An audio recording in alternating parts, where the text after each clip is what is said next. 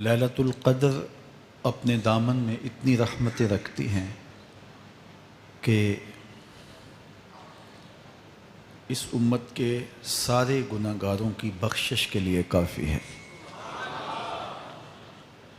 اس رات میں روح الامی اترتے ہیں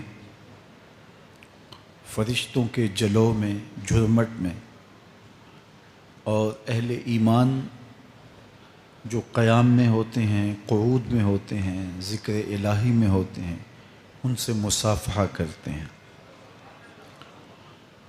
یہ رات کون سی ہے؟ ترکی خیمے میں چٹائی ایک سمت کر کے سر انور حضور نے باہر نکالا اور فرمایا کہ لیلۃ القدر کو آخری عشرے میں تلاش کرو۔ اور ایک روایت کے لفظ یہ ہیں کہ آخری عشرے کی تاک راتوں میں تلاش کرو۔ وہ تاک رات کون سی ہے؟ اس کو مخفی رکھا گیا۔ حضرت ابی بن قعب رضی اللہ تعالی عنہ صحابی رسول ہیں، فرماتے ہیں میں قسم کھاتا ہوں کہ وہ رات 27ویں شب ہے۔ حضرت بایزید بسطامی علیہ رحمہ فرماتے ہیں مجھے زندگی میں یہ رات 2 بار ملی ہے اور دونوں بار 27ویں شب ہی تھی۔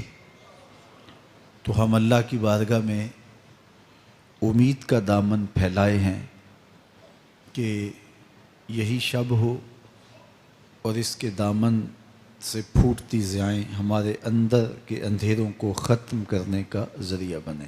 یہ راتیں آتی ہیں اور چلی جاتی ہیں، اور ایک وقت آئے گا کہ یہ راتیں آئیں گی اور ہم نہیں ہوں گے۔ کتنے لوگ ایسے ہیں جو پچھلے سال تھے لیکن آج نہیں ہیں، ان سے گزشتہ سالوں میں تھے آج نہیں ہیں۔ تو یہ جو میسر راتیں ہیں ان کے دامن سے پھوٹتی ضیائیں ہمیں اپنے اندر سمو لینی چاہیے کہ ہم دنیا پہ نہ بھی ہوں گے تو یہاں سے جو ہم نے نور لیا ہوگا وہ قبر میں بھی چراغاں کرے۔ باطن کی روشنی، اندر کے اجالے اور روح کا چراغاں اس رات کے دامن سے لیا جا سکتا ہے۔ حضور علیہ السلام رمضان المبارک کے آخری عشرے میں کثرت کے ساتھ عبادت کرتے تھے۔ حضرت سیدہ عائشہ رضی اللہ تعالی عنہا فرماتی ہیں کہ حضور کمر بستہ ہو جاتے اور اپنا تہ بند کس کے باندھ لیتے، خود بھی جاگتے اور اہل خانہ کو بھی بیدار رکھتے۔ یہ ایک رات 1000 مہینے کی عبادتوں سے افضل، بہتر اور بھاری ہے۔ تو اس امت کو جب اتنا نوازا گیا ہے کہ ایک ایک رات اتنی برکتوں کی حامل عطا ہوئی ہے، تو پھر ہمیں بہت زیادہ کوشش کر کے برکتیں سمیٹ لینی چاہیے تاکہ جب ہم اس دنیا سے جائیں تو ہمارے پاس ایک بہت بڑا روشنیوں کا ذخیرہ ہو جو ہماری قبر میں بھی چراغاں کرے، حشر میں بھی روشنی دے، اور ہمیں کہیں بھی اندھیروں کا سامنا نہ کرنا پڑے، چونکہ روشنیاں تو ہم نے یہاں سے لے کے جانی ہیں۔